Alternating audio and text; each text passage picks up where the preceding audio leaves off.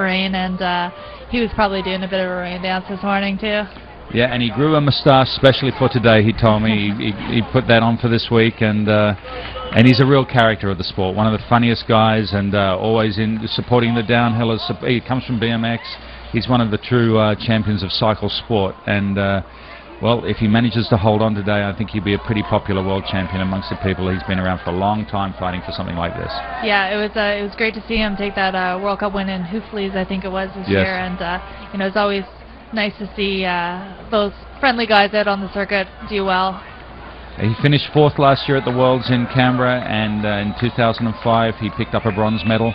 And but you have to go all the way back to the year 2000 in his home country for the Sierra Nevada World Championships, which were held in June, where he was the under-23 world champion. And he also picked up in 2005 a team relay world title.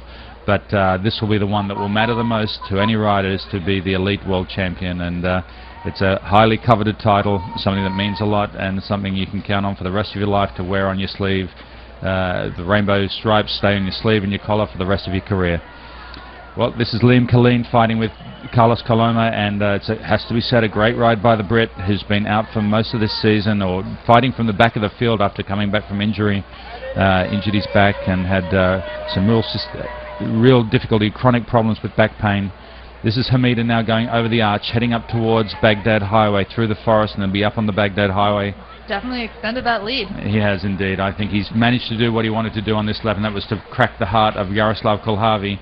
He'll be able to look back now. It's probably about 80 metres this stretch here. This is where the old feed zone used to be, and it's a good steady climb, not too difficult, probably a little bit soggy in the rain with the grass, but nice and steady up into the forest, a little bit technical, and they pop out here on this side, and then he'll swing around to his left and hit the Baghdad Highway, and hopefully he won't be looking over his shoulder. He'll just be thinking about his own tempo, his own pace, and trying to get on with the job.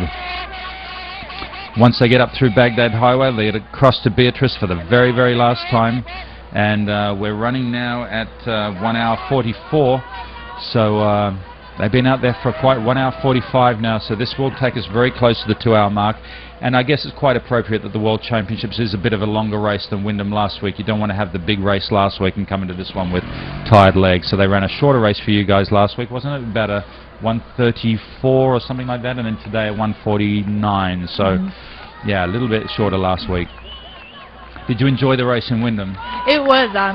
Wyndham is a very small community, but the community got really into the racing, so it was quite a nice atmosphere, a good course.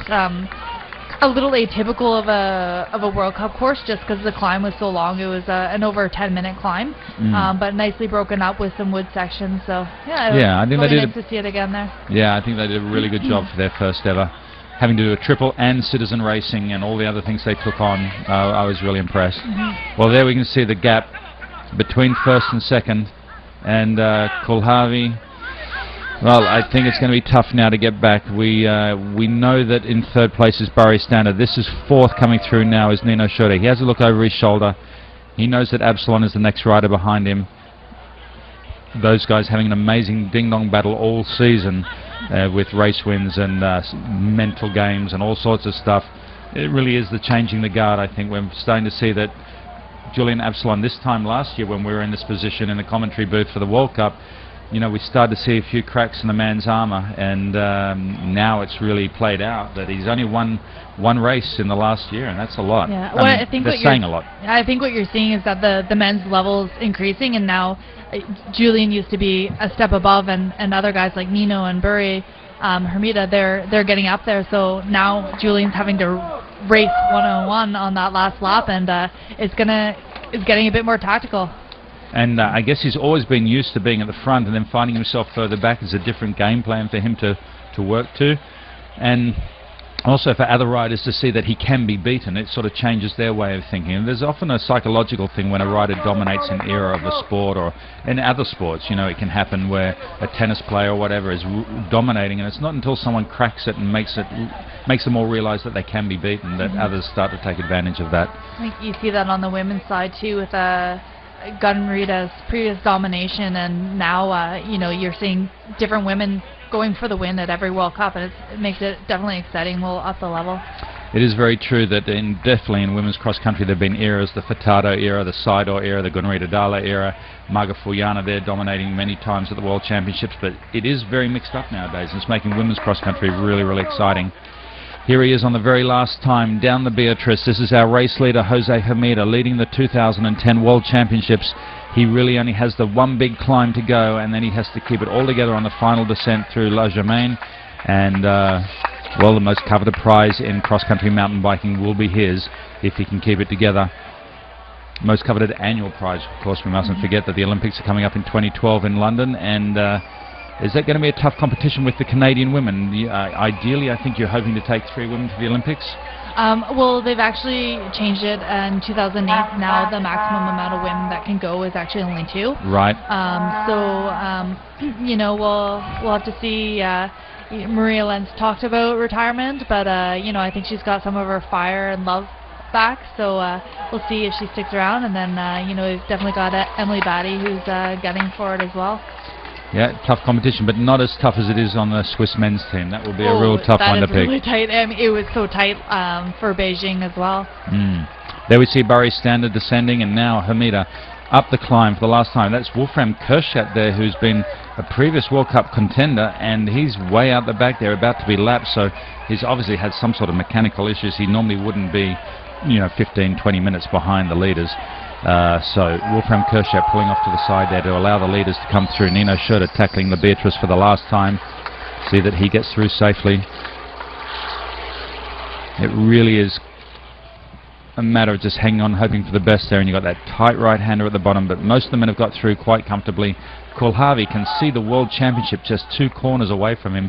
Must be so tantalizingly close to be in that position, and know that just those meters ahead of you is the difference between being World Champion Elite and second place. And second place, nothing to be sniffed at, but most people coming here in the top 10 for that coveted rainbow jersey.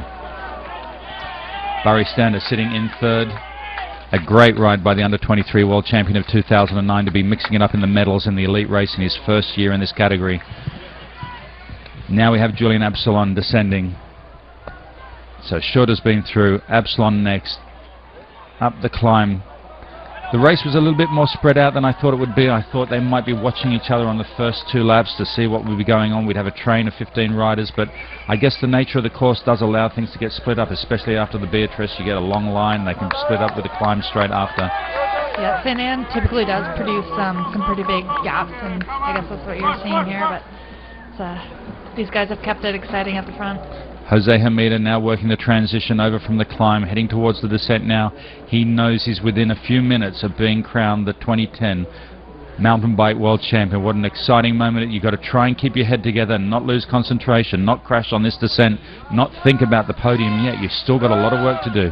You've got to get down there, stay concentrating, keep the tyres on the ground, don't hit a rock, don't run into a tree, don't puncture. Yeah, there's definitely some puncturing possibilities on this descent, so I think we can keep it together though. The equivalent in endurance motorsport, drivers start to imagine noises. They can hear things going wrong with the engine that aren't even there. Do you find that in that sort of situation when you're leading, when you've led World Cups with just half a lap to go, you're starting to hear things pinging off the tyres? Are you worrying about that sort of stuff, or it doesn't really come? I think, I mean, particularly when you get a wet race, sometimes you can feel like you're flatting even though you're not. It's just because the ground's slow and sloggy, and yeah, looking at the rear tyre there of Kulhavi. No, he looks okay. I thought it was looking a bit low there for a second, but he's looking okay. Even the announcers get it. Yeah, we get it. And I nearly put the curse on Maya when she was coming down, saying, I hope she doesn't slip. And then 1 second later, she slipped and nearly went off down by the hay bales here. Yeah, that she would run that is way more scary than riding it. Yeah, ran it every lap.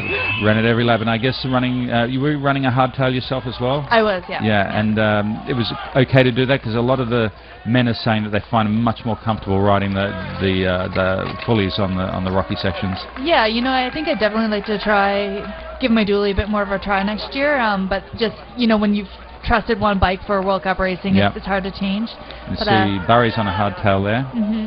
Just the here we are. Here's our world champion, Jose Hermida. Finally, he realizes the world championship, and you can see the expression on his face. This man is one of the most emotional guys on the circuit. Funny guy, comical guy, but he also knows how to shed a tear or two when it all matters, and he crosses the line in 1 hour 52:26.